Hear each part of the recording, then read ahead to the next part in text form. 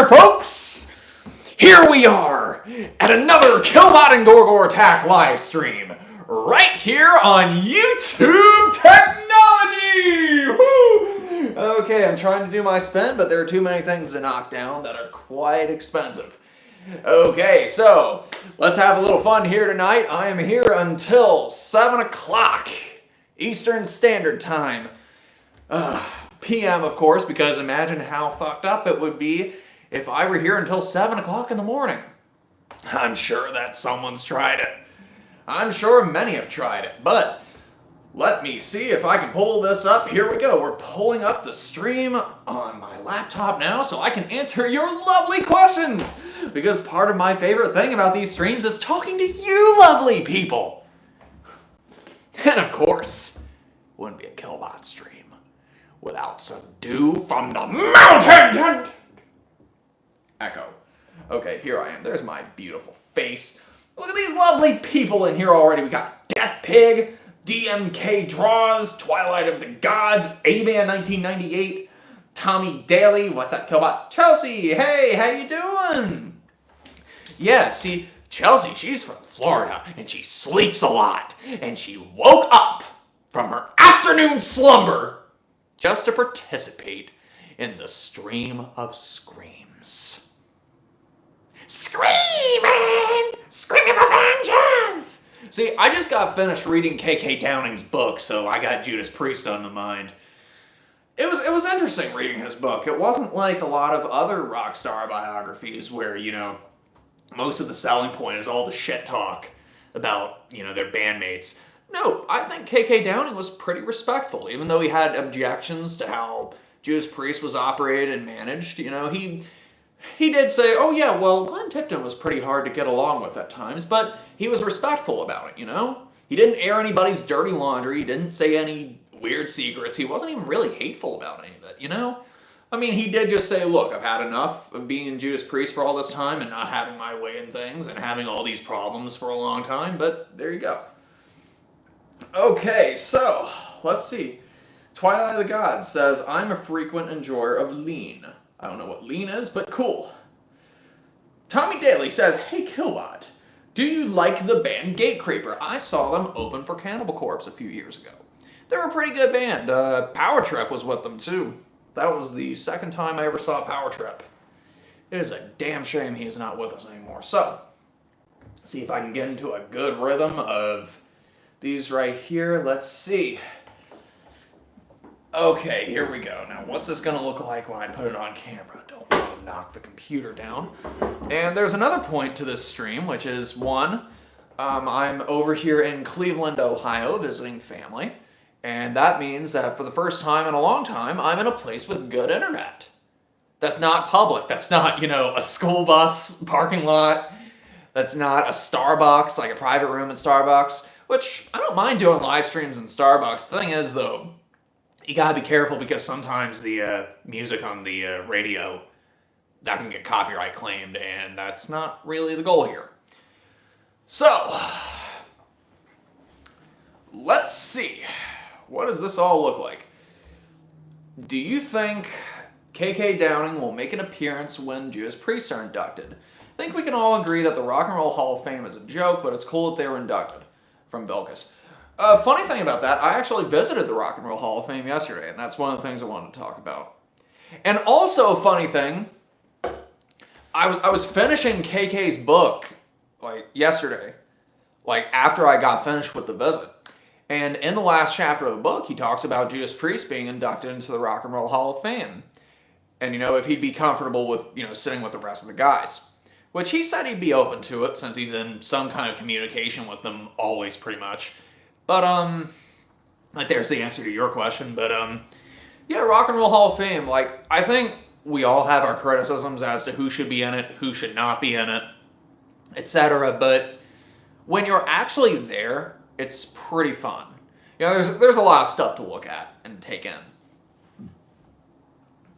Let's see, they had a giant Elvis section, giant Beatles section because they were promoting the new movie, Get Back. Okay, let me voice.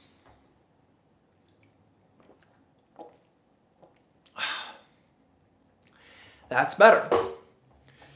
So, they were promoting the new Beatles movie, Get Back. There was also a giant Jimi Hendrix section. There was a Rolling Stones section. They even had some of the lighting sets for one of the tours. It was like Steel Wheels, I think it was called. I don't know.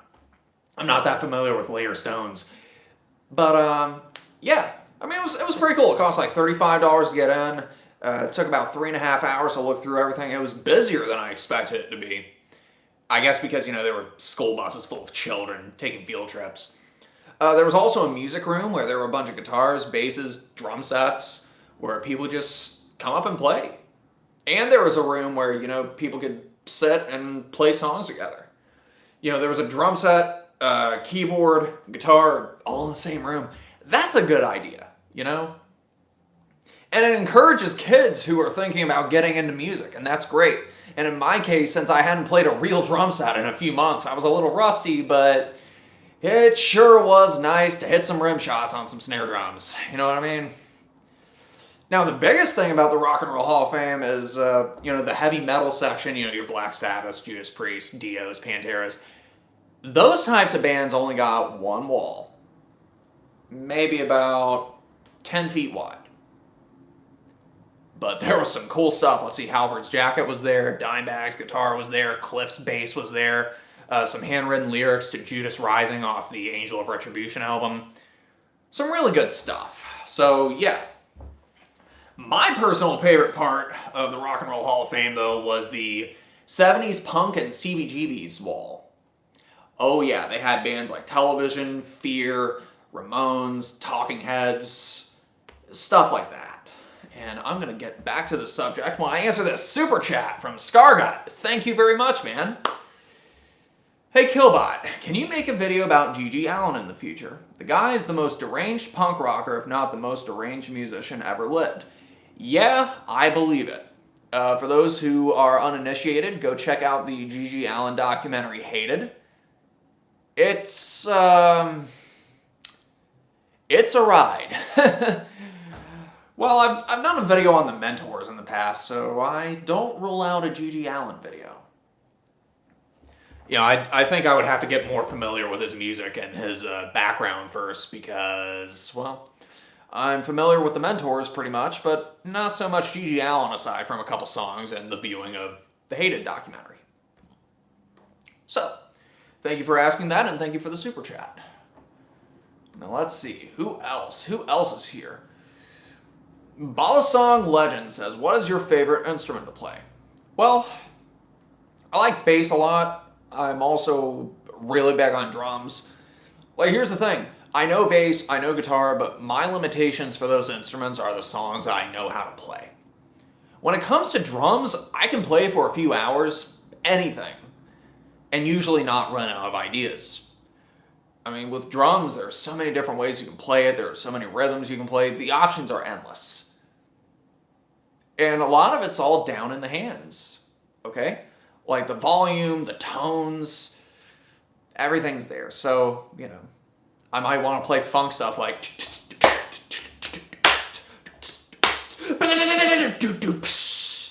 Or I can play the heavy backbeat type rock stuff.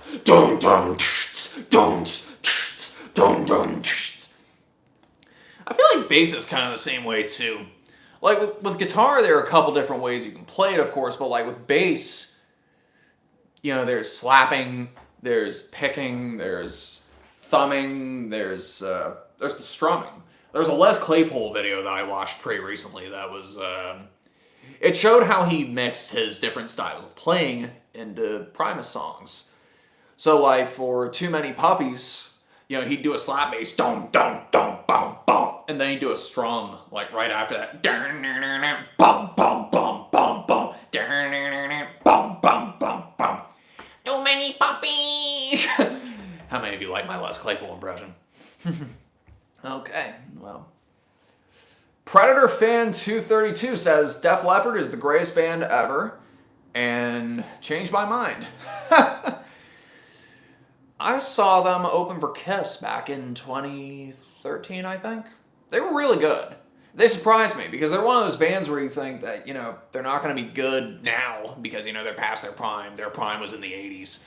But, you know, the whole time they were playing, everybody felt good.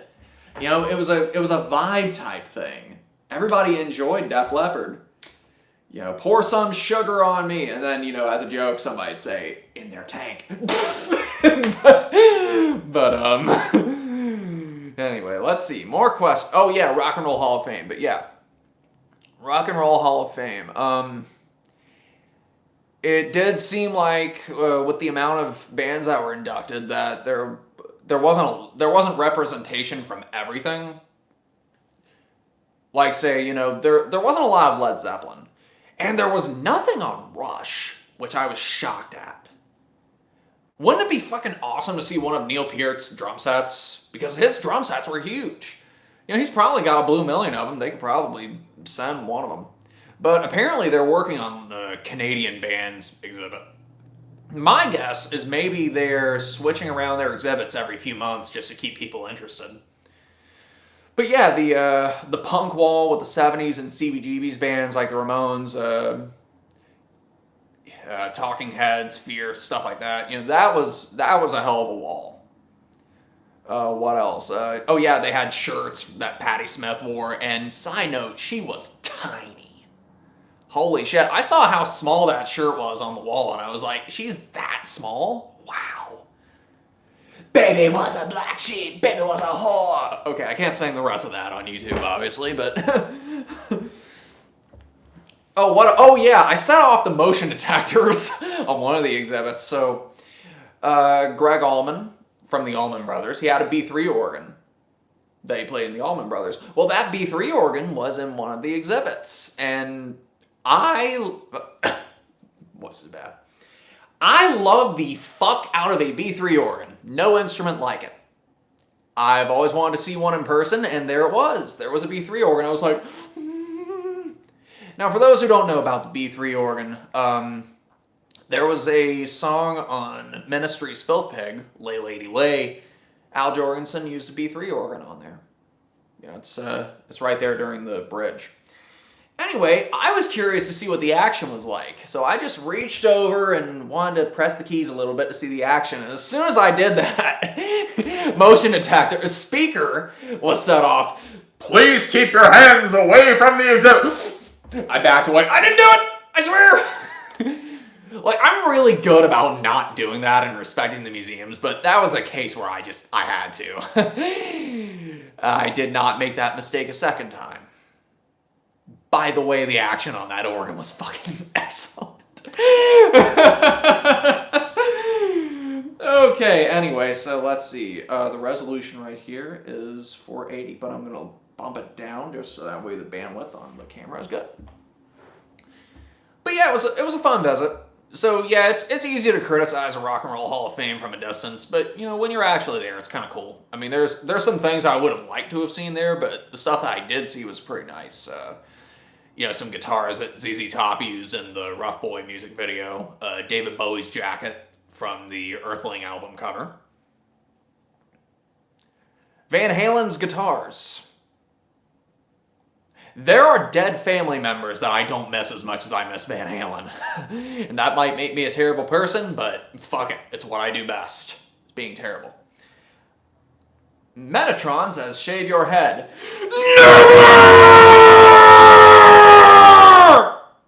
Okay, let's get back to the comments. Necrotopsy says, what the fuck is up, Killbot? And your comment was hidden for whatever reason. I don't know why YouTube does that. People ask me all the time, oh, are my comments being deleted? I swear it's not me. YouTube's acting like a fool. WMD. Killbot, I'm seeing Gwar for the first time at the end of the month. Do's and don'ts. Don't wear a shirt that you care about. No, wear a bright shirt. You can decorate if you want, because once that thing is soaked, you're going to want to keep it forever. Maybe keep it in a frame, because that thing is going to smell very bad. I personally make it a tradition at every Gwar show. Sorry, voice. I personally make it a tradition at every Gor show to go somewhere public after the show. So I'll stop at a gas station, I'll stop at Walmart, just bloodied up, soaked up, and it's nice to see the reactions of people. What the hell happened to you? You know what I mean? Okay, let's see, what else? Sepul Def, greetings from Poland. Hey, greetings from Cleveland, Ohio right now. Hello, Cleveland!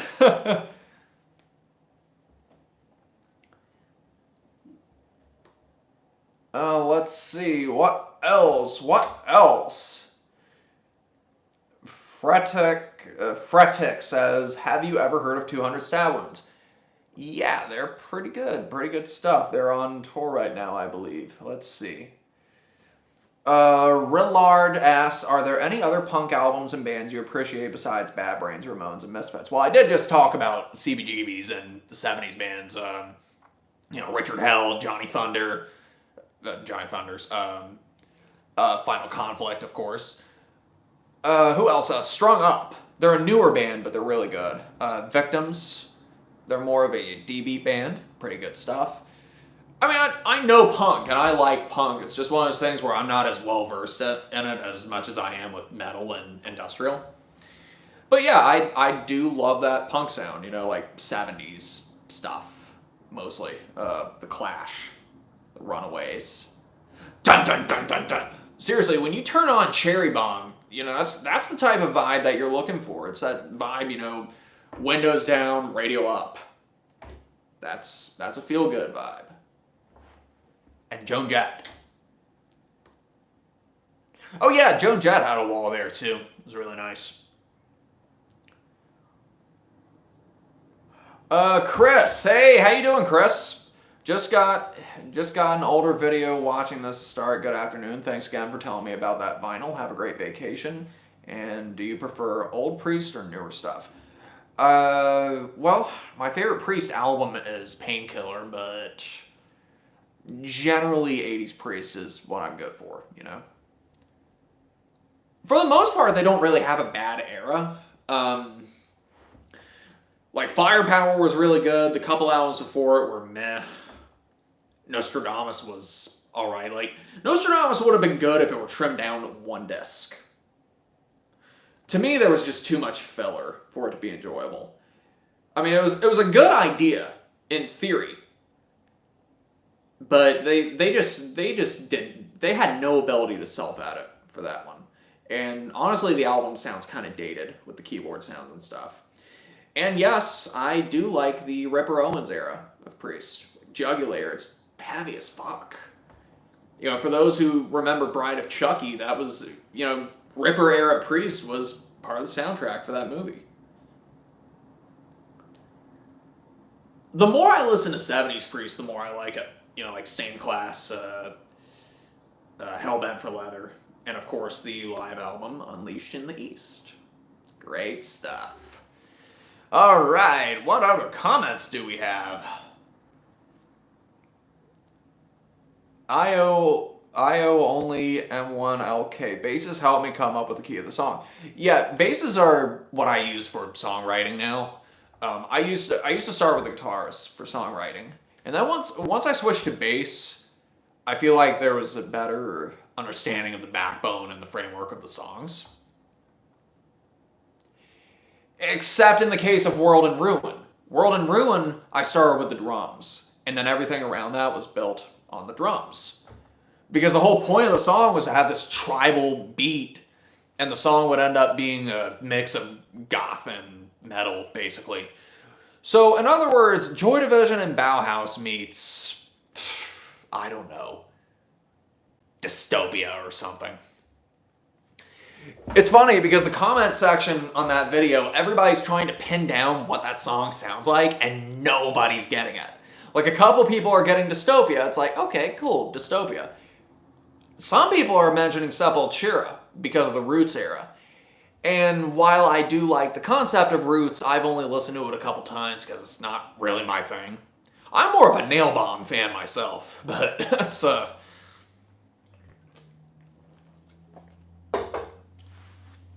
But yeah, that's how you know you've succeeded in songwriting, is when nobody can pin down what the fuck it sounds like. I figured, okay, I'd done the grindcore thing, I did the death metal thing, I did the thrash metal thing, I did the joke thing. Why not do something slow and doomy? Because I had just gotten my guitar amp fixed that had been just sitting around for years, and the feedback that was coming off it reminded me of a Godflesh album. I said, well, maybe I should write something like Godflesh. And, you know, Godflesh was influenced the vocals. Okay, well, let's see. We're going to go all the way down, hopefully, and get to some of the newer Oh, we got a $2 super chat. Hell fucking yeah, thank you. Metatron says, who would win in a fight, Peter Steele or Zakk Wylde? Dude, Zach's a tall guy, but Pete Steele, he was... Let's just say you didn't want to be on the receiving end of that punch. Just a few hours ago, I was doing a Patreon Skype call as a reward. And we were talking about Typo Negative and Peter Steele. Well, after the Life is Killing Me album, he was sent to Rikers Island because his ex-girlfriend was dating another man. And so Pete went to their apartment to beat the guy up. Now, keep in mind, Pete Steele was about 6'6", might have been about 250 pounds at the time. And so he just beat the shit out of him, and there was a bookcase by the doorway, and he just threw the bookcase down on him. And he knew he fucked up because he sat around and waited for the cops. After that happened, he said, oh boy, I'm in trouble.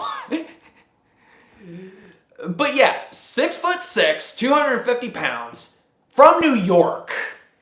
That's not a punch that you want to be on the receiving end of. Fuck no. There was that story that somebody had gotten punched by Peter Steele. Who was it? Peter Steele punch. That story just came out. Got into a bar fight with Chino Moreno, however you pronounce that. A Deftones vocalist. Yeah, okay. So that's who that was. Yeah. Don't get in a fight with Peter Steele.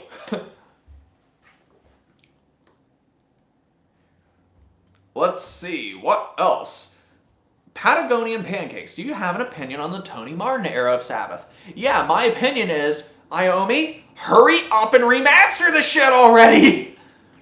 I used to have all of those albums, and then I think I needed money and sold them. In combination with wanting all my CDs on vinyl.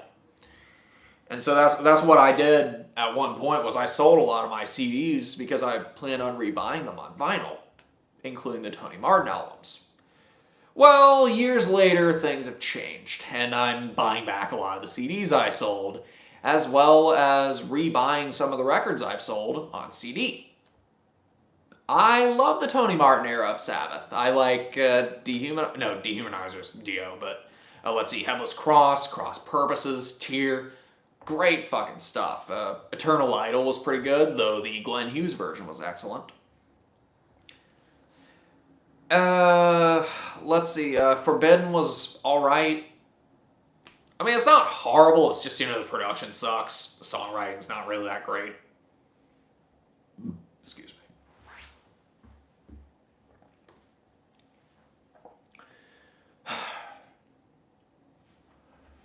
Combat Path 8. What old Killbot video would you remake? My first one, Dystopia, vinyl and CD review, is the only Killbot video that I've never watched all the way through. Nope, never watched it all the way through.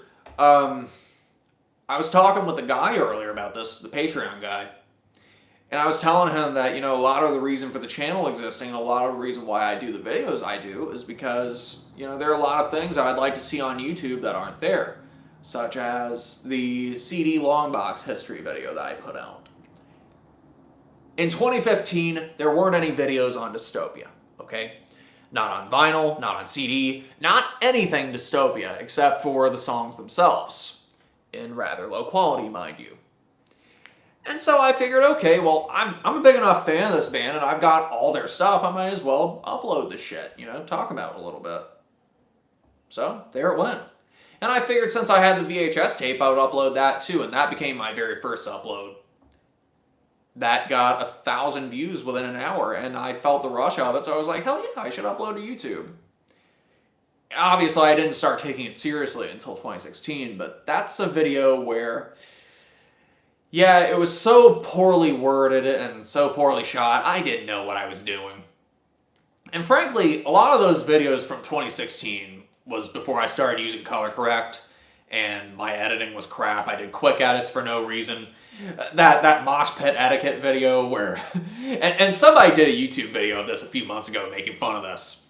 And I don't blame them for it, but I had that Harley Quinn fucking goblet that I had. I guess I just felt the need to use it as a prop because I was starting out. I didn't know what the hell I was doing. And at the end of each edit, I would get close to putting it up to my face to take a drink, and then the next shot would be me talking. I finally got one sip towards the end of the video, but shit. A lot of those older videos, there were a lot of things I could have done differently, like color correcting, lighting, using a microphone, a shotgun microphone, instead of using my iPad microphone. Because that's why I shot my early videos on, was my iPad. Man, Chelsea is talkative today. She's usually talkative in my DMs too, but holy shit. And we got a super chat, $10 from Altars of Blandness. Thank you very much, man. That's so nice of you. Okay, you didn't have a question or comment or anything, but that's okay. Why don't you type in? I will read it. I know I'm being talkative right now, but I'm having a lot of fun. Let's see. S.A. Duffy. I think my copy of Tear by Black Sabbath is a Russian counterfeit, but it sounds great regardless. My copy of Headless Cross was like this classic rock magazine version. Some of you might know what I'm talking about. I don't know. Those are hard albums to find. Catherine Garcia. How's your day been, Tony? It's been pretty good. You know, played Spider-Man on the PS5 a little bit. Just ate a pizza. Been productive. Started on a book by David Byrne, singer of the Talking Heads. He wrote a book called How Music Works. And what it is, basically, he takes his time that he's been in the music industry and he explains things like, you know, how technology affects the listening experience, the purpose of labels, the different types of record deals that bands can get in, the royalties that bands can receive from downloads, CD sales, etc. And his songwriting process. You know, I've been listening to a lot of Talking Heads lately, so yeah, it's been on the mind. And he's real cerebral like that, so some of those factoids that he mentions in the book is stuff that's right up my alley. One little factoid of the few pages that I've read is, the CD. The size of the CD was determined by the length of time that they wanted. Initially, the CD was allowed to run for 74 minutes, and over time, obviously, it became 78, then 80. But 74 was the initial number because supposedly they wanted one of Bach's symphonies on one disc, and that was the length of the symphony, 74 minutes. You know, little factoids like that. And we got another super chat. Hell fucking yeah. Thank you. Thank you so much. Mellotron, $5. You are a poser unless you have a G.G. Allen poster. I have a Mentors poster. Does that count? Aquaman Thorn asks, is vinyl sound different from CDs and cassettes? Well, yes. CDs a little more sterile, obviously. It is a completely noiseless format, as opposed to cassettes, where you can hear tape hiss, tape wear. Sometimes the boombox determines the quality of the tape. At worst, it can eat your tape. Vinyl, of course, has its own crackle, its own static, its own character. That being said, CDs, they're capable of having a wider dynamic range than either of these formats. Take, for example, World Coming Down by Typo Negative. Let's see. Did you watch Tobias Forge get beaten with a fiddle? From Nathan. No, I can't say I have. Okay, now that we're all the way at the bottom, here we are. One of the main points of this live stream is that Killbot Patches are now back in stock. Here's one right here. This is one I sent to my mother that I'm using. This is 3 inches. Well, a little more than 3 inches. It's die cut, embroidered, feels really good to the touch. It's got a little silver lettering, and everybody I've spoken to has said it all looks better in person than it does in pictures. So, for those who would like a Killbot patch, go to my Bandcamp page, Killbot and Gor Gor Attack .bandcamp.com, and under the merch tab you will see Killbot patches. They are $6.66 a piece, free shipping anywhere in the world. I mean that. Any part of the world, any country, Europe, Canada, doesn't matter. $6.66. Go buy the shit. I had 300 of them made, and I plan on selling the shit out of all of them. Initially, I had about 200 made. I sold out of all of them within a week.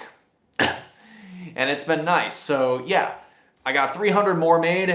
These are really nice. They pop anywhere on your battle jacket, anywhere on your pants, anywhere on your hats. They're excellent. So definitely go buy these. And if I can include a link in the description, which, let's see if I can do that. Let's see. Can I do that? What happens if I click edit video? Hopefully it doesn't fuck with the stream at all. Okay, is it still rolling? Just making sure it's still rolling. Okay, cool. Still rolling. I'm going to put a link in the description. And for those who would like a Killbot patch,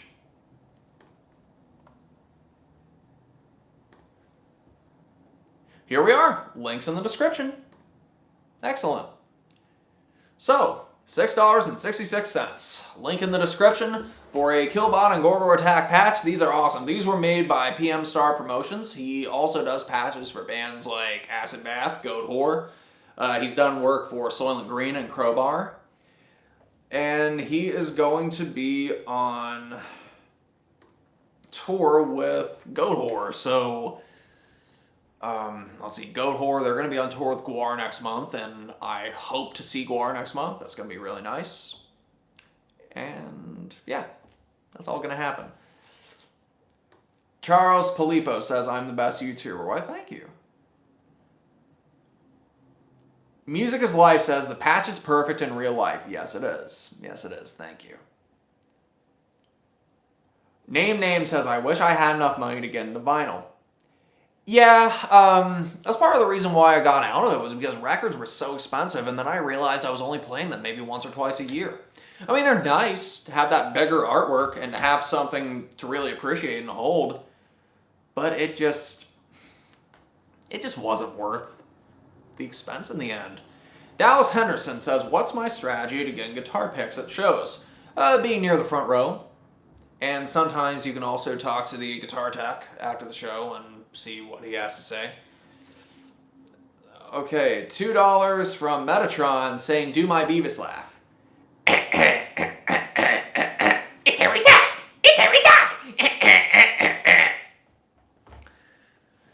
I am Don Julio! The prank call episode. And we got a $10 super chat. Holy shit. Thank you from Fever Dream. Have you watched any of the Metal Mythos series from the YouTuber Rageaholic? You and him are my favorite metal YouTubers. I have watched a couple of them. I tend to stay away from some of his videos because in the past few years especially, it seems like, you know, a lot of his videos tend to be a little mean-spirited. And that's not to be insulting in any way, and I don't want to cause any drama. It just... I tend to stay away from channels where I feel angry after watching them. Because that's not a healthy habit, okay? And that's also why that also influences what I put on my channel. I want people to feel good when they watch my videos. And there are several channels I've tried to watch where, you know, I might agree with what they're saying at times, but, you know, if their shtick is just screaming and ranting and raving, it's not satisfying, you know? That being said, when he's talking about metal and not politics, he does a good job.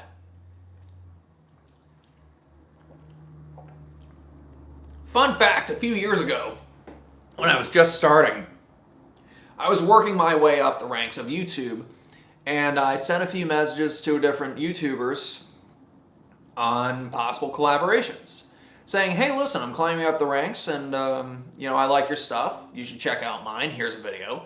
And if you ever want to do something together, well, let's hook it up. I sent one to Razor Fist and never heard back from them. So there's that for you. All right, we're going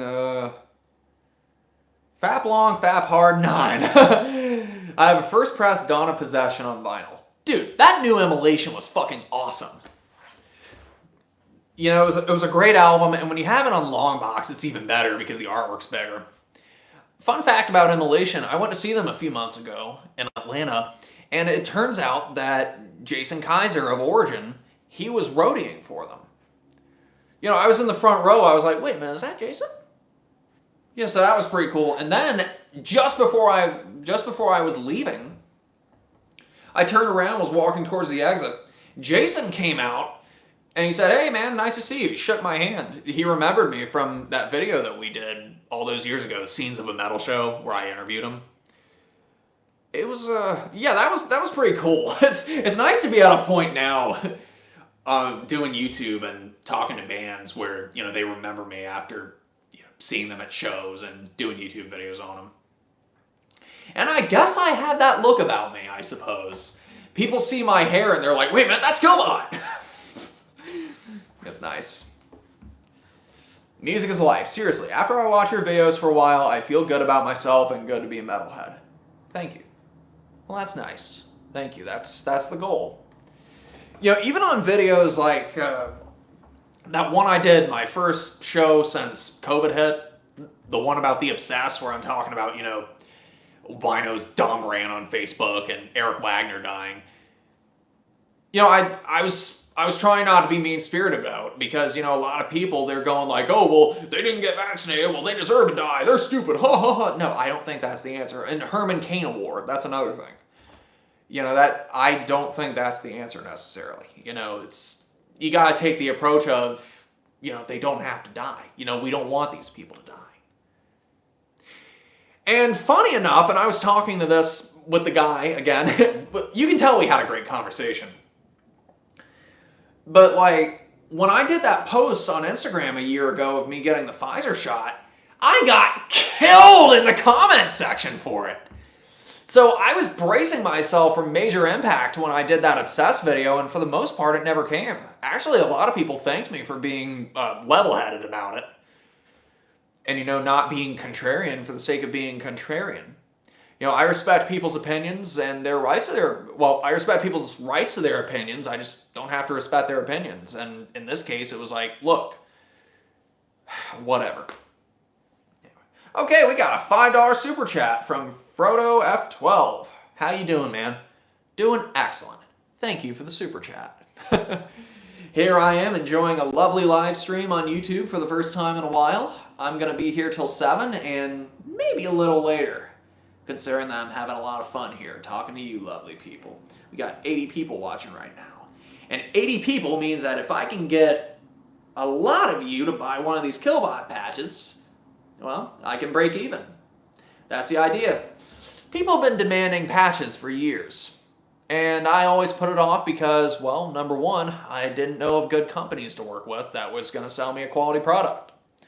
Also, the expense. Yeah, we can talk about, you know, we want vinyl presses of this, we want shirts of that, we want patches of this, but the truth of the matter is it's a little bit of an investment.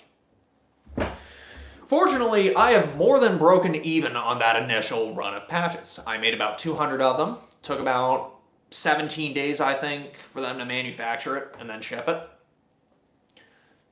And they turned out wonderful. I'm not even kidding. I almost teared up when I took these out of the package. I mean, they feel good to the touch. They look great. And I've been asking people who have bought patches to send me pictures of them on their vests. That way I can feature them in a video. See, what I'm doing is I'm competing with all the other YouTubers.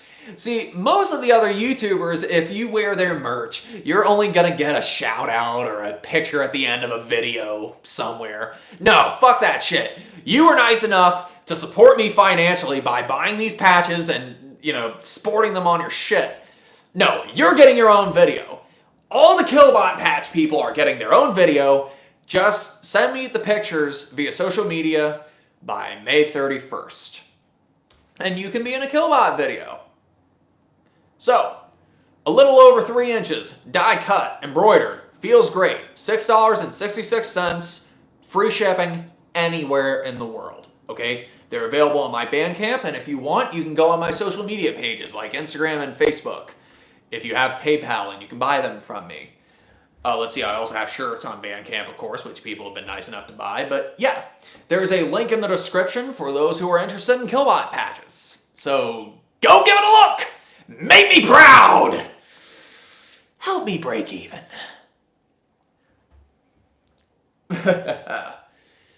Let's see.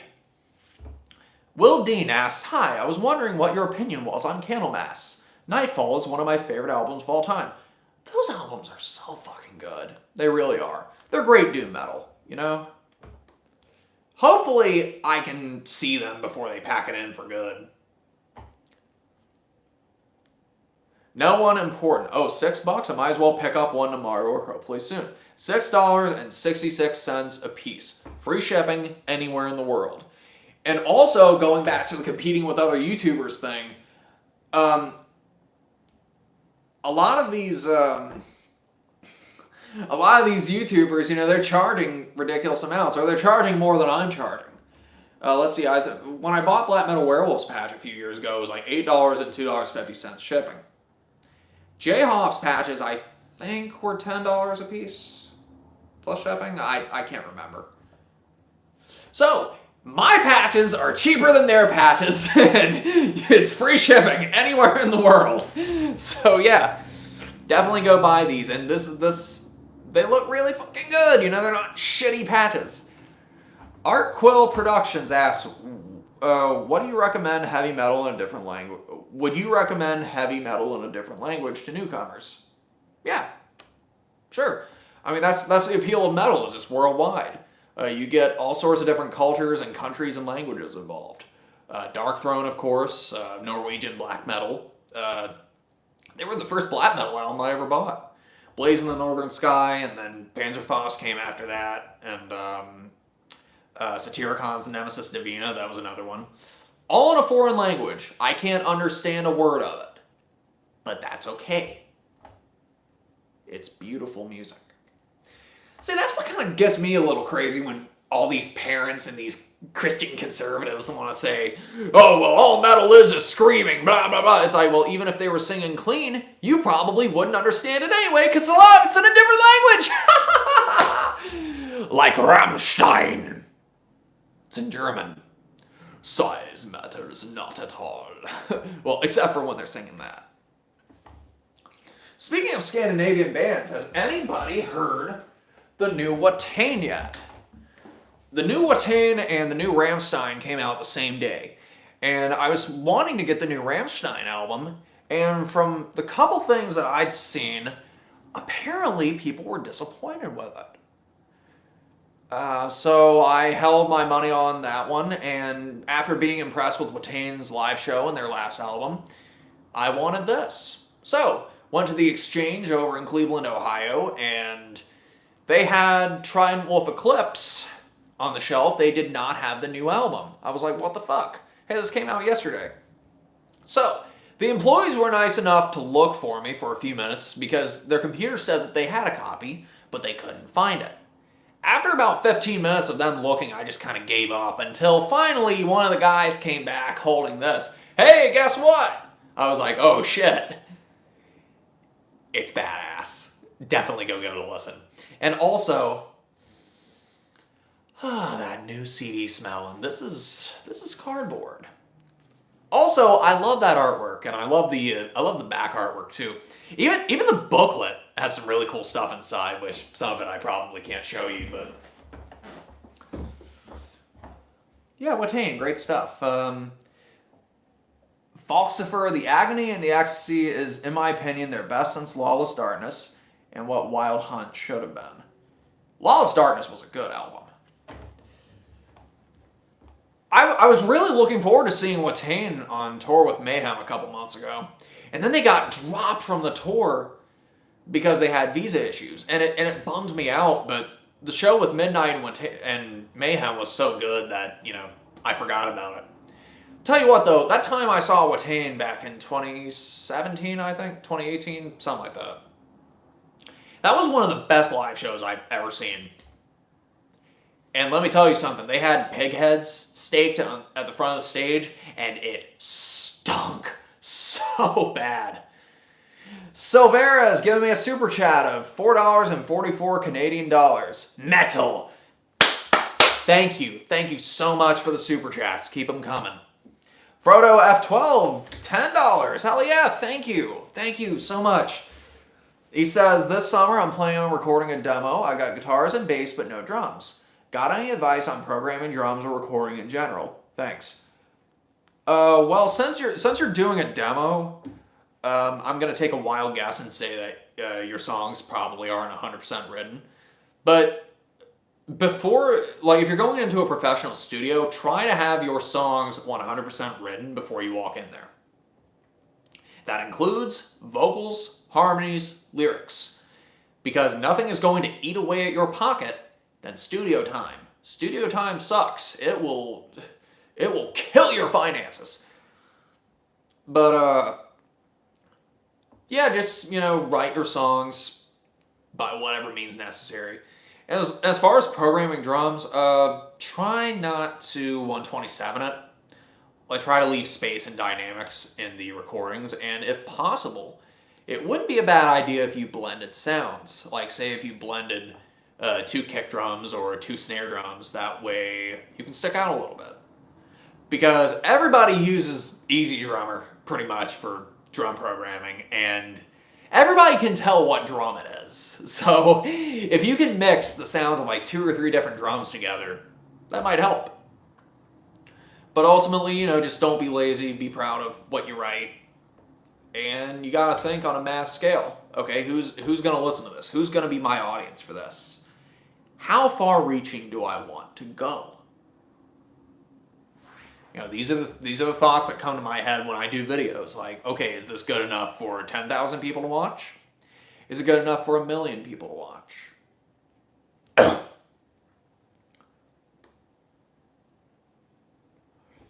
Foxifer says, I want to see Watain live so bad, though I wouldn't go with my Watain shirt because it gets blood-soaked.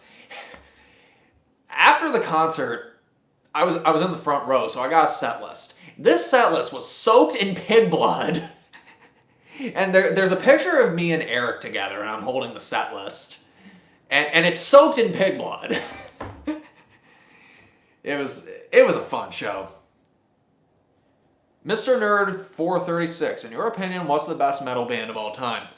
Well, in my top 3 favorite bands of all time, and probably my number 1 is Gwar. Just as far as favorites, but as far as like influence, probably Judas Priest or Black Sabbath if you call them metal. You know, because the whole imitation's the best form of flattery thing. They have influenced a lot of bands, so, you know. Appleman Dan says, how long did it take for you to grow your hair past your shoulders? I've been growing my hair since I was 14 years old. I'm 26 right now. Excuse me. And the reason it's not longer is because I've been to several stylists who have hatcheted my hair. Thinning out does not mean taking this strand and cutting it here. That's what one of my fucking dad's idiot hairstylist did when I was 15, 16 years old, and I never went back. What a cunt. Now let's see.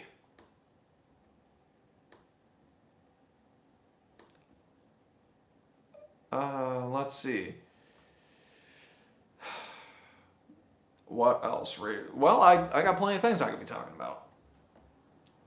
Oh yeah, so those videos I put out lately. First of all, there was Cop Killer by Body Count. Second of all, there was the Gwarb single reaction. Their song "Motherfucking Liar."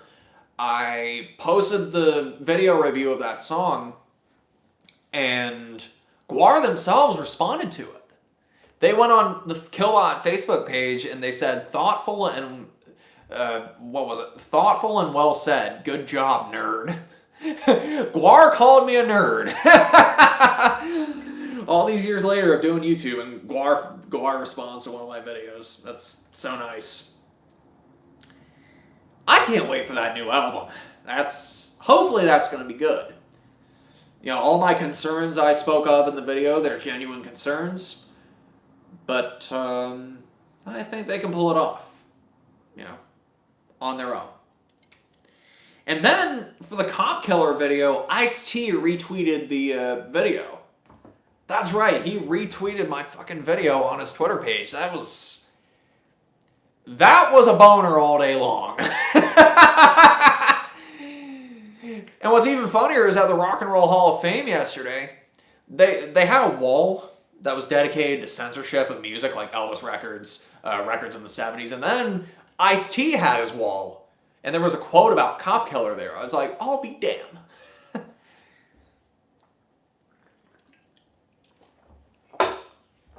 Okay, what else? Well, see, there are a few things I can be talking. Oh, yeah. So, yeah. Obligatory, I'm selling patches. Patches are back in stock.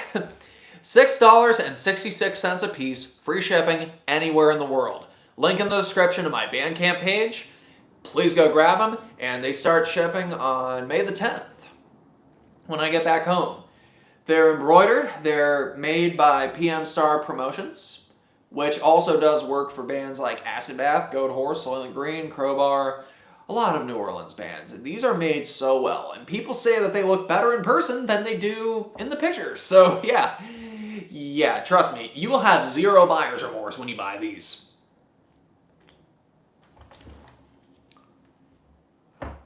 Cringe metal kid ass is grindcore good. Well, one of my favorite albums of all time is Terrorizer World Downfall, so take from that what you will. I do love some grindcore. Pig Destroyer, Discordance Axis, Nasum, fucking Napalm Death, Unseen Terror. They're a band that doesn't get enough credit for whatever reason, maybe because they only released one album. They got a bad rap when they came out, but you listen to that album and it's pretty damn good. So, hey. Art Quill Productions asks, what is your opinion on metal musicians making animated videos for their songs? Hey, go for it. You know, any kind of video to get them exposure and to get albums sold. Go for it. Anyway, how many of you have seen that new Netflix movie, Metal Lords? I saw it and I actually liked it a lot. I mean, it's a little predictable, sure, but and it's also a bit of a teen movie, but you know what? For what it is, it's enjoyable. Not a mean-spirited bone in that whole movie. And it reminds me a lot of what we were like in high school and middle school. You know, just being all in your face about metal, which technically I still am, but you know, I definitely was at 16, 17 years old. I would do a video about it. I just don't really have any way of capturing the video. Unless maybe I screenshot it or screen record it on my phone, and that's going to be a giant file. I wish they'd do a physical release, because if I do a physical release, well, if they do a physical release, all I'd have to do is rip the disc and then do the video that way. But that's definitely something I want to do a video on. I enjoy it. Let's see, Jackson Skywalker asks, I watched your video about your favorite live albums. Have you heard Nirvana's MTV Unplugged? It's fucking gnarly. I was into Nirvana when I was younger, so yeah, I did get to hear that one. And yeah, for what it is, it's pretty good. I just, you know, Nirvana's really more music from my youth that I'm not really into anymore. Mainly, I just don't like grunge. I find a lot of it to be fucking whiny. Unless it's L7, of course. Okay, we got another super chat. Gary Branham. This is Stillbirth. What are your top 5 favorite heavy metal horror films? 5. I don't even know if I know 5. Well, for one, there's Monster Dog with Alice Cooper. That was a pretty good one. Myself and the Metal Monster did a video on that. It's on my channel. Definitely go give it a watch. Rest in peace, Metal Monster. What else? There's Trick or Treat, I think. Was it Trick or Treat? One with Gene Simmons.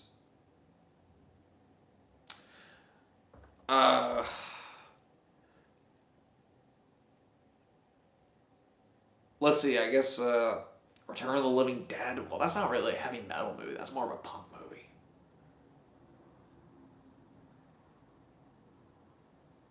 Yeah, like I said, I'm kind of bad at this. So, I mean, there are metal movies out there. I just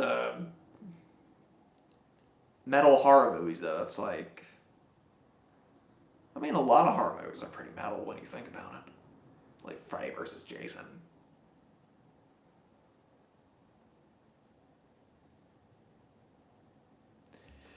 Well, let's see. Foxifer asks if I've heard of a United States black metal band called... And this thing is...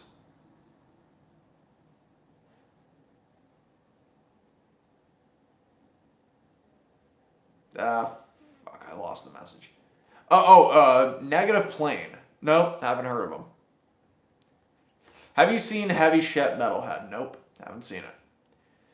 Campfire Artium says, Metalhead, that Icelandic movie was fucking great in my opinion. Yep, it's one of my favorite movies. I love that movie. I mean, I know it's not everybody's cup of tea, but, you know, it's a story that involves metal. It's not about metal. Metal just happens to be in it. And there are good themes, and it's a great story. And, you know, the chick in there is pretty nice, you know, I'd say. Killbot Patches. For those who don't know, they're back in stock. I've only had about 300 made, so go to my Bandcamp page, link in the description. $6.66 a piece, free shipping anywhere in the world. Embroidered, pops on your vest, looks really good, and those who buy one, be sure to send me a picture with it on your vest by May 31st, and you will be featured in a Killbot video. That's right, you're getting your own Killbot video, as opposed to other YouTubers who are only going to put you like at the end of some filler video they're doing that nobody gives a shit about. You know? Music is Life said, I think a Randy Rhoads documentary came out today. I gotta watch it. Yep, he was a hell of a guitar player. So, the last video that I put out was called The Appeal of Concerts. And the idea behind this came from watching Immolation a few months ago. It was the first show I'd been to in a while, and I thought, you know, something keeps me coming back to this. There's joy in being here and seeing these bands and seeing these people. And I keep coming back to it. And so I started thinking of all the things that I love about going to shows. And, you know, I could have done a bullet-pointed list on it, but fuck, anybody can do that. I figured do a stream of consciousness type of video where it's just me narrating it.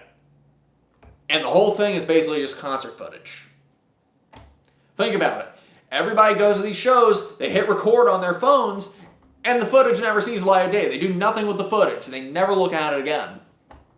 I, on the other hand, you know, I got a big giant folder full of concert footage and concert pictures. Might as well put it to use.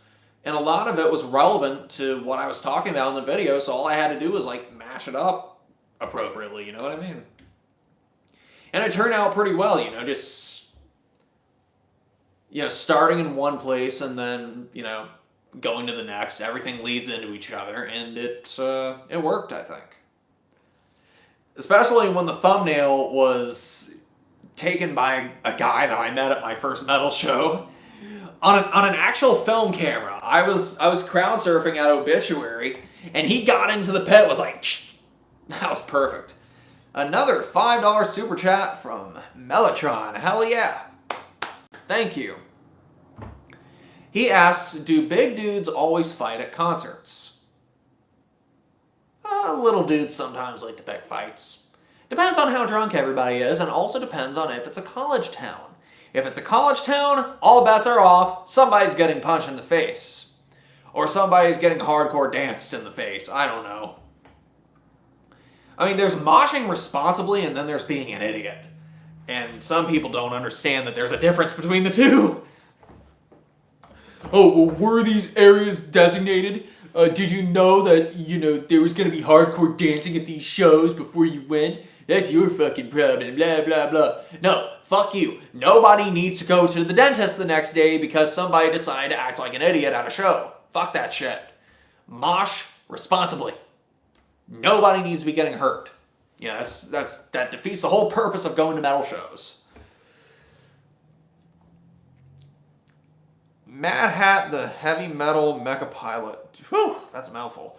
He asks what my thoughts are on Japanese animation, aka anime. I ask this because back in the 80s and 90s, anime was considered the animation equivalent to heavy metal. I've never had anything against it, I just never really got into it. For one reason or another. I don't know, it's just, I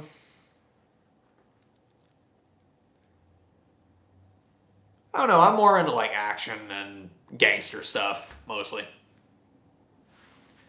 And more real life stuff. Now, as far as the animation, I do watch, the Adult Swim stuff, like home movies, Metalocalypse. And my favorite show of all time is Daria. So, there you go. As far as the Japanese stuff, like, I have an uncle who's in his 40s that he's been watching anime since the 90s probably, and still does all the time. It's funny. It's not something you expect from someone who's in their 40s and he's married and has 2 kids, and it's like, okay, cool, that's funny. Hey, he's happy watching anime, and he should be, Campfire Artium says, I got my nose broken twice. Ain't moshing anymore. Man, that sucks. That really sucks. I accidentally broke somebody's nose at a Gwar show. I didn't mean to do it, I swear. It was after the Battlecross set, somebody came up to me and was like, hey man, you broke my nose. Oh my god, I'm so sorry. Nah man, it's fucking awesome. Ugh. Only at a metal show can you break somebody's nose and they respond by saying, fucking awesome. Death Metal Dalton says, hey Killbot, glad to see you're back on the channel again. Still got that Entombed vinyl you sold me. Keep up the good work, dude. Why, thank you. Yep, as long as I can keep up the momentum, the channel's here to stay. And already I've uploaded more videos this year than I did in the entirety of 2020, where I think I uploaded maybe 3 or 4 videos. And then took that unexpected break because COVID just, that was hard. Dealing with that and being isolated for months at a time and not being able to go to shows or see my friends or see family or any of that shit. It sucked, Let's see. Gary Branham asked if I'm going to see Danzig on this tour. I would love to. I'd probably go more for Cradle of Filth than I would for Danzig at this point because, well, frankly, he's... I don't really care at all about this current lineup of Danzig. Now, if it were Sam Hain, it'd be a fuck yes. But, like, Danzig, solo stuff, it's like, I'm fine for the first few albums and then Danzig 6, but for the most part, I don't fucking care. I'd just rather see the Misfits or Sam Hain. Okay, what else can I talk about? I can talk about the YouTube payout change. Yeah, so YouTube payouts have gotten a little different in the last few months. It used to be, well, I get a paycheck from YouTube on the 21st of every month. And so it used to be that the paycheck and the ad revenue was ongoing up until the 21st. Well, they changed their payout system to now it goes by calendar month. So everything from May 1st to May 31st is what I'll be getting next month in June. So the change in that happened a few months ago where I was just a few dollars shy of getting that YouTube paycheck in February. That was the first time in 6 years that that's happened. So I started making money off of YouTube over in June of 2016, I think. And this was the only time in all these years that I hadn't gotten a check. But that meant that the check the next month was even bigger, and I was able to finance the patches. These patches that are available in the link of my Bandcamp page that's in the description, by the way. Just had to, sorry.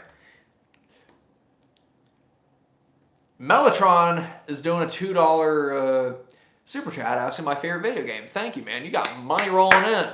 Make it rain! Favorite video game of all time is Donkey Kong Country 2 on the Super Nintendo. I did a video on it years ago. It's perfect. The graphics are wonderful. The music's beautiful. The characters are fun. And it leaves you with a good feeling after you play it. You know? But where was I going with this? Fuck, what was I talking about? Shit. Hey, General Gunham 10 says, hey, Killbot, ever seen the Sam Hain VHS tape that was included in the box set? Yeah. Yep, saw it on YouTube because somebody was nice enough to upload it. But what was I talking about? Fuck. Got scatterbrained. Oh yeah, the YouTube payouts. I was talking about the YouTube payouts. So it used to be that if your video was longer than 10 minutes, you could put a second ad in your video. Well, they recently changed this rule to 8 minutes. So if your video is 8 minutes or longer, you can put a second ad in your video. And this has worked well in my favor, especially for the body count video. That means more money for a lot of people. You know, I feel like everybody should be able to have ads for any type of videos, any kind of content they want. I don't make content, I make videos. There's a difference. Yeah, so, you know, things are looking up a little bit with YouTube, and it's nice, you know, 53,000 subscribers and counting. I want that silver play button. So let's see if we can get to it.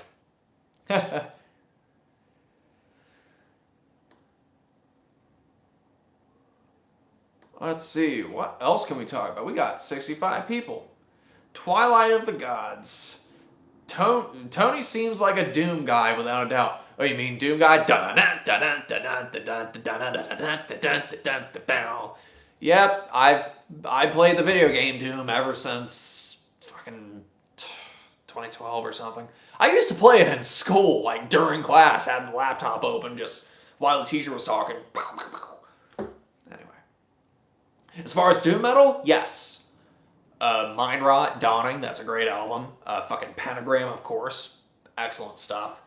Paradise Lost, My Dying Bride, Theater of Tragedy. Great bands. Gary Branham asked, what are my favorite films of all time? Oh, I got a few. Clerks is one. Dawn of the Dead from 1978. Natural Born Killers. Fight Club's my favorite movie of all time, probably. Evil Dead 2. Army of Darkness. What else? Blues Brothers, of course. Abbott and Costello Meet Frankenstein. That was a good one. It's got all the monsters. And it was the final film with Bela Lugosi before his passing. Well, no, it wasn't. It was the final film where he appeared as Dracula, I should say. Metatron's doing more super chats. Good God. $2 super chat. Thank you, dude. Have you ever played Splatterhouse? Splatterhouse is fun. Splatterhouse is fun. They need to make it available again. They did do a House of the Dead remake, which that's that game that was on the Dreamcast. And if anyone has PlayStation Now, it's a House of the Dead 3 and 4 on there. So there you go.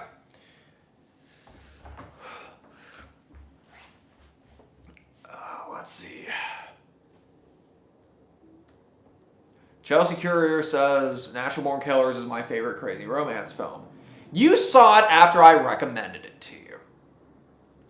I don't know if I call it a romance movie, but I'm sure you can twist it that way. I heard one person twist it to say that, you know, no matter how bad people are, there's always, you know, a silver streak of good in them, which, in this case, you know, you have serial killers that are going around killing people in multiple states, and the silver lining is their love for each other. Okay, I guess that could be a silver lining. Anyway. Mr. Nerd 436 says, are battle jackets for posers? No. Defrappe Crew asks, is there any smaller metal YouTubers you like? I did watch an Arrogant Media video a few minutes ago. It was on Metalocalypse. He did pretty good. Of course, there's Heavy Metal Entertainment. They do great. Plenty of good users. Oh yeah, there's Pedro Lopez, which if he'll learn how to market his damn videos, he can get bigger. But, I mean, he's got some good ideas. His heart's in the right place. So yeah, all he's got to do is market his videos better and he'll get bigger. And don't sit there and tell me, oh, well, it's not all about the views. Yeah, it is. Otherwise, I wouldn't have any reason to be up here. I'm attention seeking. Nah, just playing. Okay, let's see. Dashline, hey, remember the random person who sent you some fan art about the door-to-door video on Instagram? That was me. Oh, that's cool. Thank you. Thank you very much. Equimanthor, has music ever helped you when you were on the edge? Well, that's the power of music. Helps you in good times, helps you in bad times. It can save your life. It can be the soundtrack to any event in your life.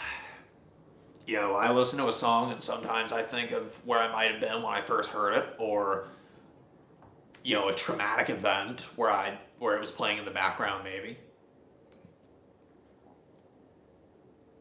Yeah, that's the power of music, and sometimes, you know, how you listen to it affects things, what speaker you use affects things, where you are affects things. I mean, that's music. That's how it works, you know. We're going 10 minutes over schedule, but you know what? I'm having fun. Fuck it.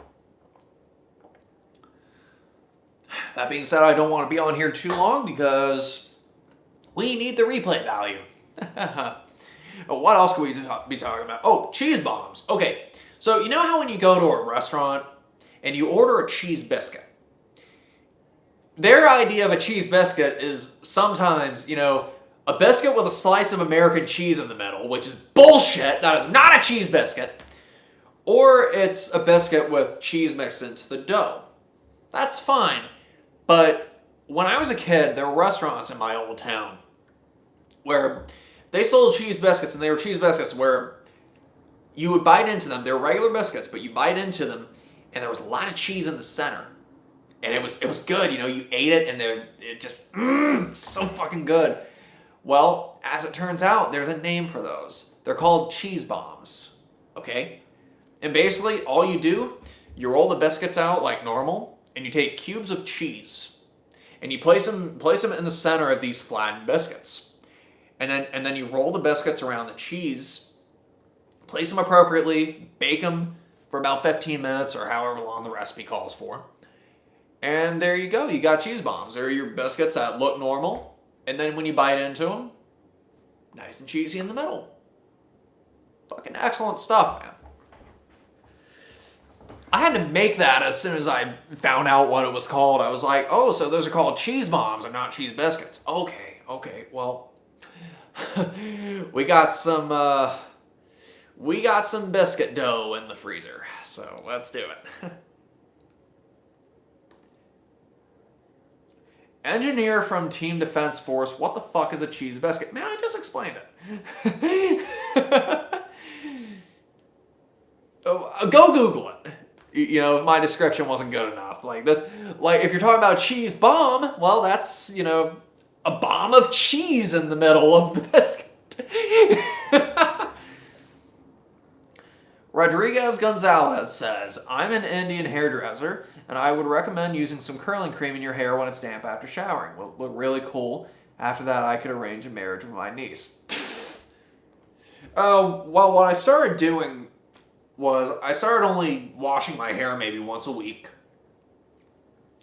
I'd put some Cantu leave-in conditioner in there, and I would hair dry it immediately after a shower, which I wasn't always doing. It's a new routine that I started doing a couple months ago because I want to start taking care of my hair better.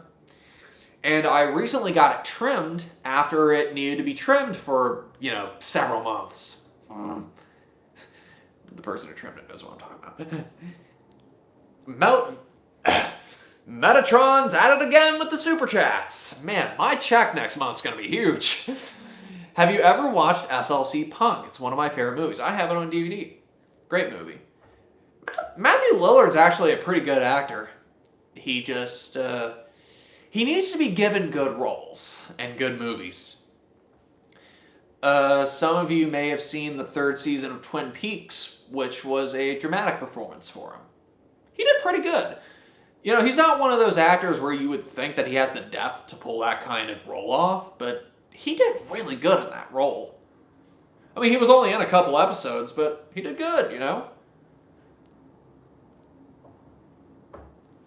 Mr. Blue says, wow, you've been streaming for an hour. Yep, an hour and 15 minutes. And it's been real nice. You know, I'm having fun here. Rodriguez Gonzalez says, don't hair dry. It dries it out. Let it air dry. And if you use some cream in your hair, it locks in the moisture and gives you cool curls. Let me know if you need a wife. Well, see, this is why it's hard to, you know, deal with my hair, because I got people saying, I got people telling me to hair dry it, people telling me not to hair dry it, people telling me to comb it, people telling me not to comb it, people telling me to use a pick, people telling me not to use a pick, people telling me to put this conditioner in, that conditioner in, this, that, blah, blah, blah. I mean, it's basically a tug of war with all the advice I get over the years about what I should be doing with my hair. The only advice that I hadn't taken up, that I kind of want to take up, is the vitamin E for the hair growth. So yeah, we'll see. Moldy Cheese 77 asks, what do you think of the Johnny Depp versus Amber Heard case going on? Well, obviously innocent until proven guilty on all sides. That being said, she is absolutely full of shit. I have been more interested in this case than I probably should be. It feels wrong almost to watch this case because, like, he is such a famous actor that I feel like I'm peeking into some really private things that I shouldn't be listening into. But, you know, listening to his stories and listening to the evidence and her saying, oh, I didn't punch you, I just hit you. And, you know, shedding the bed and things like that, that's just... all the video evidence where it backfired and showed that she was abusing him, it sucks, man. It really sucks. And hopefully he gets the justice he deserves. And, you know, whoever's in the wrong, which I'm placing my bets on her, but whoever's in the wrong, well, hopefully they get their comeuppance.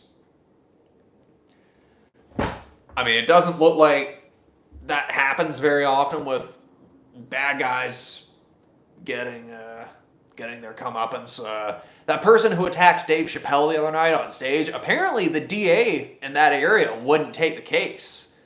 That is such bullshit. The guy had a knife on him. He attacked him. What the fuck? There's video evidence. I don't know. Maybe I'm missing something. Maybe there are going to be updates to the story, but still. Let's see. Daniels J 2004 asks, what is my favorite guitar riff? Well, so many good riffs. Iron Man, of course. A lot of Black Sabbath riffs are really good. A lot of Brain Oil's riffs are really good, if you listen to that first Brain Oil album. Entombed Left Hand Path, of course, has excellent riffs. Actually, I've been getting into Deep Purple lately a little bit, and their riffs are always pretty catchy. You know, like Knocking at Your Back Door.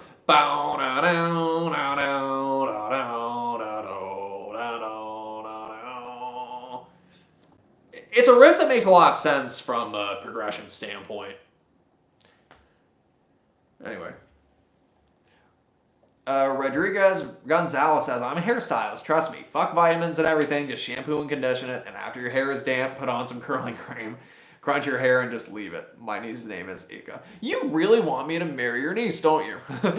I'm spoken for, but anyway. ZZ Bro Portal asks if I've ever seen Cradle Filth. Yep, I saw them a few years ago, back in 2018, I think. They were promoting a new album they were doing. Wednesday 13 was opening for them, and that was a really good show. It was really good. Jazz Marinik. Sorry, I'm butchering your name. What Cradle of Filth album is my favorite? Cruelty and the Beast. Remastered version, though. The new one.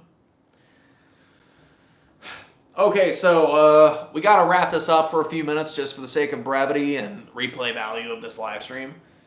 But I want to thank everybody who's been involved in watching this and the super chats, obviously. And I'm gonna say it again. In the description, there is a link to buy my patches. You can also go on my social media pages, such as my Facebook and Instagram pages, if you have PayPal, and you can buy a Killbot patch. They are a little bigger than 3 inches, like my pee-pee. No, it's not true. You need a magnifying glass. But they're embroidered, and you can buy them for $6.66 a piece, free shipping anywhere in the world. They're back in stock, only 300 of them made.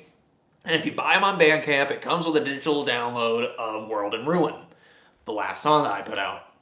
So yeah, definitely check that out. And funny story about these patches before we wrap things up. As the first run of patches were selling out, I thought it would be funny to do a picture being a model.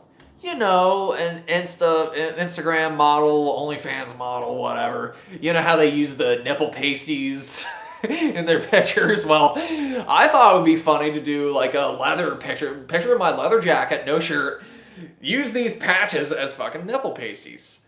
And of course I'm doing a model pose like...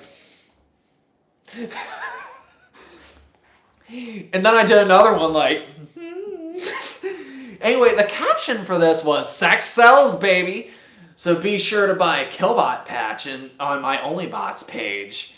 And if you buy them, you might get one of the ones that I've worn.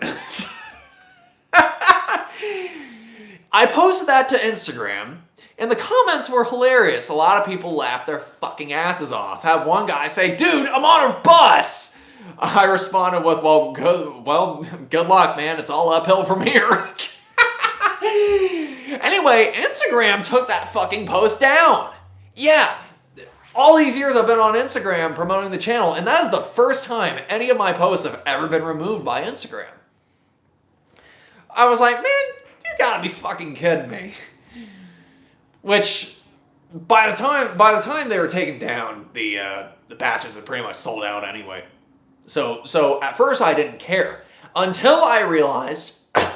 Sorry.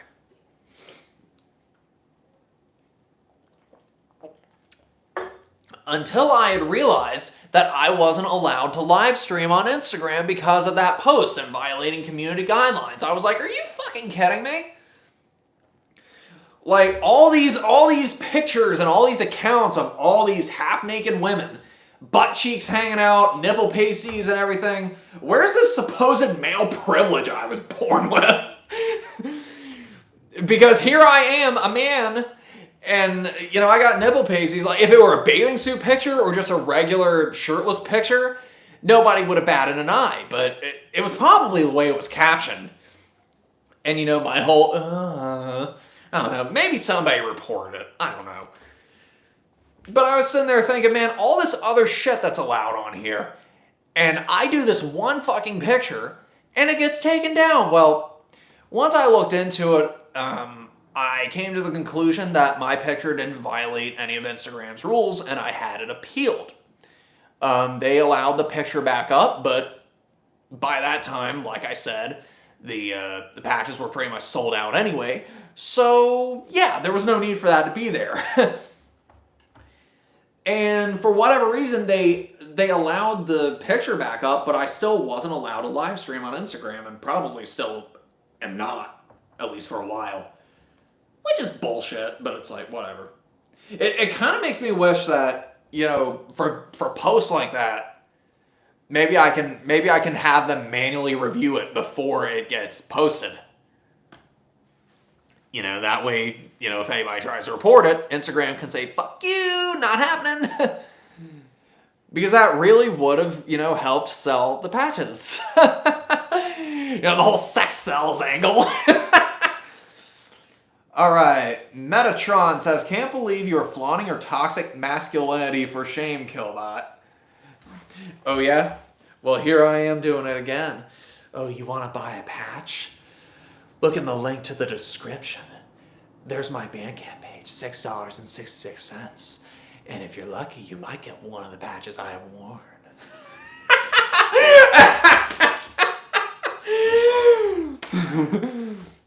Too sexy for Instagram. Yep, that's what people have been saying. I'm too hot for Instagram. I mean, and at first I was a little apprehensive about even posting that because I was like, I don't know, is that even really appropriate to be doing it? And then the thought occurred to me, like, what other metal YouTubers are gonna do this? None of them are! That's the great thing about my channel. I'm experimental and free in ways that a lot of these other channels are not. You know, they follow rules and they're people pleasers and all that shit, which, you know, I'm not, it's nice to do things for the fans, but, you know, you have to be willing to take risks. And that was a risk that I was happy to take because I thought they were genuinely good pictures. And, you know, not to toot my own horn, I hadn't stopped exercising in 2 years, so I'm a sexy fucker now. Especially lately, I've been doing more leg and glute exercises, so my ass is firm, and so are my thighs. Not to be attractive to anybody else, but to be attractive to myself. You know, people have the wrong mindset. They see these exercise and gym videos on social media, and they're like, oh, it makes me feel bad. Not me. It inspires me. You know, when I see all these leg up exercises and all these leg exercises and these glute exercises, I'm like, oh, that's interesting. I could do those.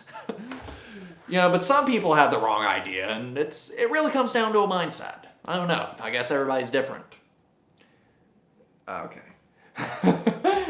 Tired Cat says, I cannot get myself to exercise. Well, you should. Exercise will make you feel good. For me, my routine a couple days a week is to wake up, drink a glass of water, gets my metabolism going, and then exercise. And if I do an exercise early in the morning, I'm on fire the rest of the day. I have a lot more energy now than I did a couple years ago. Oh, holy shit, another super chat. Hell yeah. Pogo Lazuli says, what are your thoughts on Electric Hellfire Club? I don't even know what the hell that is. I'm just going to have to look it up. Electric Hellfire Club. Who the hell is that? Oh, it's a band. Industrial band. Okay. I'm going to have to look into that. Well, for your $5, I will look into Electric Hellfire Club just for you. Thank you so much. And speaking of industrial, Frontline Assembly is going on tour this month, and I would love to see them. They're playing Atlanta, which I'll be back in Atlanta by then. I'm still in Cleveland until the 9th. But yeah, it's going to be nice. Vinewood Zombie says, I'm trying to make a metal channel. Any tips? Make your first video, edit it, make it, complete it, don't upload it. Start it over. You'll have experience. That's what you want, you know? And remember, you're going to get better the more you do it. So, you know, just do your best and don't be lazy. And also, you know, try to have your ideas written out and jotted out just for brevity purposes. Who's this? Carolina Infidel. Come put in an application where I work and I'll give you a workout. Okay, reading these comments back here. Trevor Taylor. Hey, Tony, I know you may not get this comment, but on June 5th, I'm going to Tampa, Florida to see death metal bands. Not only that, I'm going to a record store to get death metal CD. Isn't that cool? Yes, it is. Congratulations, man. Let's see. What else? Pat is too sexy for Instagram. Yep. Just making sure that I'm not missing any comments. Because it's 7:30 and I think it's about time to start wrapping this up. Oh, and by the way, if any of you are wondering where that where that picture is that I was talking about a few minutes ago, it is now a Patreon exclusive. So yeah, all the Patreon people got to see me doing the sexy pose with the Killbot patch nipple pasties. Maybe that picture can make it back to Instagram someday, but at this point, I don't know. Okay, Melinda Cosma says being horny for yourself is the best type of confidence. Yeah, pretty much. I mean, I look at myself in the mirror, I'm like, damn, I'd fuck me. You know, Silence of the Lambs. Would you fuck me? Buffalo Bill. Okay, what else? Without getting too gross, that went a little weird some of the time. A-Man1998 says, I need to exercise more. I'm a heavy dude. Well, I mean, you know, if anything, it'll make you feel better. I mean, don't do it for weight loss. Do it for the mental clarity it'll give you. The weight loss will just be a byproduct and a bonus, if you will. What are your thoughts on Pierce Steele's Fallout? It's good stuff. Hopefully it gets reissued one day officially. Metatron doing another $5 super chat. Hell yeah. Saying all the big dudes at my gym listen to metal. Well, that's good. That's good. Because metal's great exercise music. I found that Talking Heads and ZZ Top is great exercise music too. As is AC/DC. And Deep Purple. Live albums are pretty good for exercise too. The last live album I heard while exercising was Deep Purple's Made in Japan. Which, that album's long enough to go for a full... excuse me. That album is long enough to go for a full workout. Okay, 7:30, about to wrap this up, so...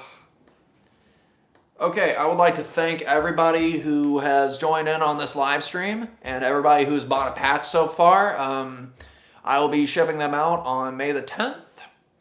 And for the last time... Here we go. Killbot and Gor Gor Attack now has patches after years of demand. You can buy these for $6.66 off of my Bandcamp page. The link is in the description below. Free shipping anywhere in the world. And if you're not cool with Bandcamp and if you have PayPal, and if you want me to have more of the money, you can go onto my social media pages like Facebook and Instagram. Send me a private message and, well, you'll get a patch. So...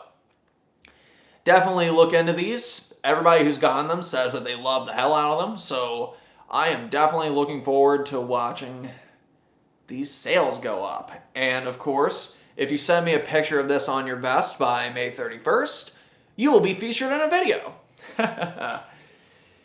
Anyway, thank you all so much for joining me, and here we are, signing out. Grind on!